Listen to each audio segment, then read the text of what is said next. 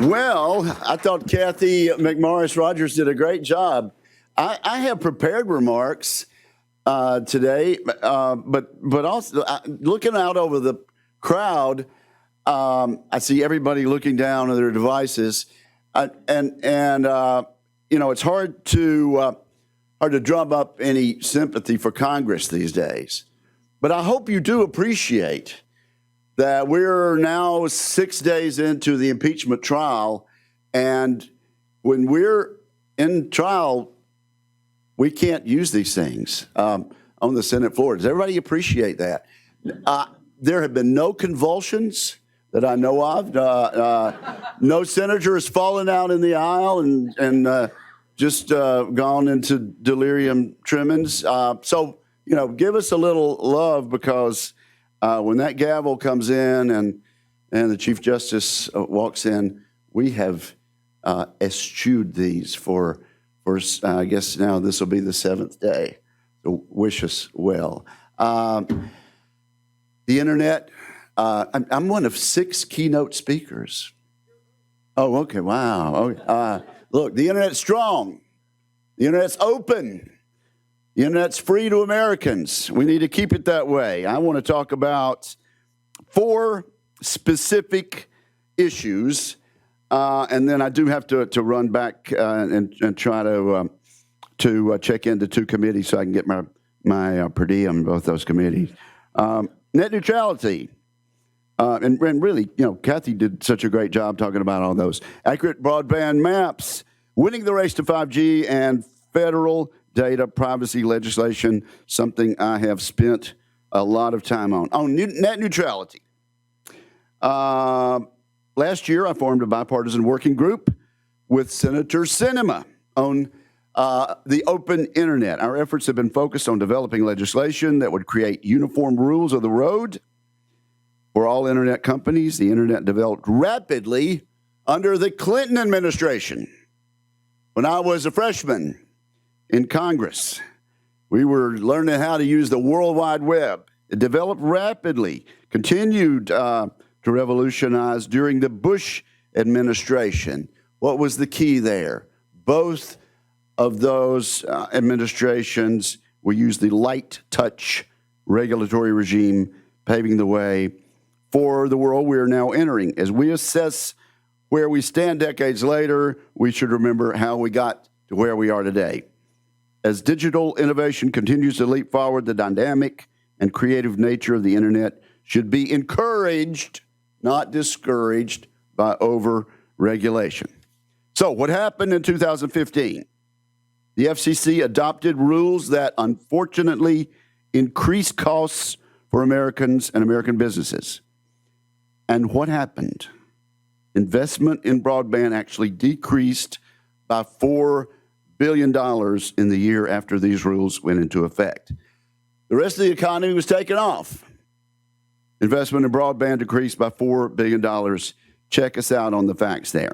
In 2018, the new FCC reversed course, went back to the light touch rules of the Clinton and Bush administrations, and many were worried that these changes would hurt Americans' access to the internet.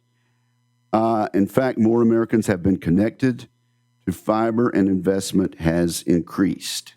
Simply put, the parade of horribles predicted by advocates of Title II regulation simply have not occurred. That's why we need to continue rules to ensure that the internet remains powerful. A powerful economic engine promotes future investment and protects consumers by preventing blocking, throttling, and paid prioritization of lawful internet traffic. Through the Wicker Cinema working group process, it's become clear that there is more agreement on this issue than you might think. Most of us would agree that any legislative proposal should protect consumers, increase transparency, promote broader access to internet services, and ensure that content from different sources is treated fairly. I think we're making great progress there. Let's talk about accurate broadband maps. I think this is a situation where the Congress is moving, but also we've turned the FCC around on this issue. Accurate broadband maps, as Kathy McMorris-Rogers just says, are a critical component to closing the digital divide and maintaining a prosperous internet economy. We need accurate broadband maps that tell us where the broadband is available and where it is not available at certain speeds. Flawed and inaccurate maps, which were just about to be foisted on us, would have wasted resources and stifled opportunities. So last year, I introduced the Broadband Data Act, which requires the FCC to change the way broadband data is collected, verified, and reported to the agency. As many of you know, this has passed the United States Senate. It awaits passage in the House, and I, for one, would sure like to get that bill on the president's desk early this year. Now, your previous panelists talked about winning the race to 5G, and we've got to do that. Healthcare providers in Mississippi have been innovative in reaching hard-to-reach patients and constituencies. University of Mississippi Medical Center can extend the reach of life-saving telemedicine and support more cutting-edge medical services. As a result, Mississippians and others around the country will enjoy increased access to better quality of care at lower cost and in remote locales if we can win the race to 5G. On farms and ranches, 5G will enable the use of more precision agriculture technologies. The benefits of 5G will also extend to manufacturing, artificial intelligence, quantum computing, and other next-generation innovation. For example, because 5G infrastructure will support significantly more data and near real-time connections, the manufacturing sector can increase efficiencies through automation in factories and supply chains. You know all of this, and you know that we need to win the race to 5G, and that question is up in the air. But achieving U.S. leadership in 5G will require a dedicated and coordinated effort at all levels of the government, and this starts with making more spectrum available.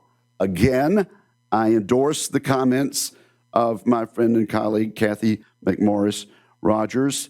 The challenge is this mid-band spectrum. My position is that Congress should speak on this issue, House and Senate, and the president should sign legislation into law.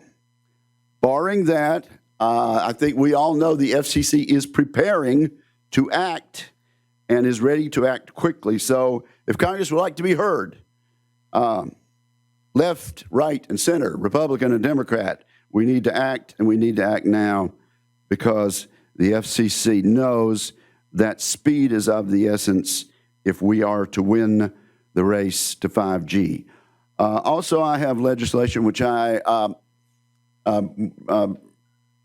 have given the shorthand of RIP and replace, and that deals with another issue that your last panel talked about, and that is the Huawei and ZTE equipment in our networks. This underscores the importance of safeguarding our communications networks from threats to our national economic and personal security.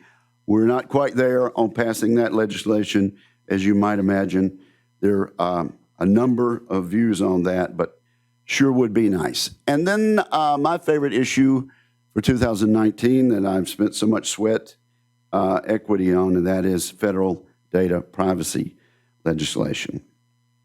Consumer trust is essential. To maintain trust, a strong, uniform federal data privacy framework should adequately protect consumer data from misuse. Here I am sticking to my script because I want to choose my words carefully. For the past year, I've been working with my colleagues on the Commerce Committee to develop a strong national and bipartisan privacy law that would provide meaningful data protections for all Americans. Late last year, Democrats on the Commerce Committee introduced legislation clearly reflecting where they want to go. This was a pretty good bill. However, any privacy bill will need bipartisan support to become law. From the beginning of this process, I have advocated for privacy legislation that would provide strong protections for consumers and create a uniform federal data privacy framework, a national uniform data privacy framework. Strong privacy protections need to apply to consumers regardless of where in the United States they live, work, or engage in commerce, both online and offline. A privacy bill will also need to be workable for businesses and foster an environment that continues to promote job creation, investment, and innovation. I also released a bill late last year that is intended to achieve those objectives.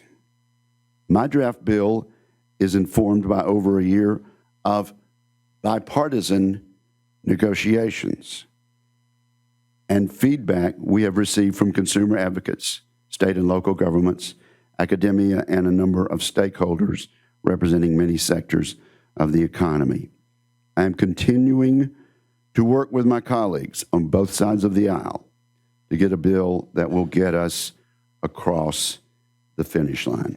So those four issues are front and center in our committee and in my consciousness. And I think we are making great progress. In the meantime, the internet continues to be that great engine of job creation and economic growth. Maintaining a commitment to legislative ideas that promote investment, protect consumers, and foster innovation will help drive continued technology leadership and economic prosperity in the United States for years to come. Thank you, and have a good Super Bowl.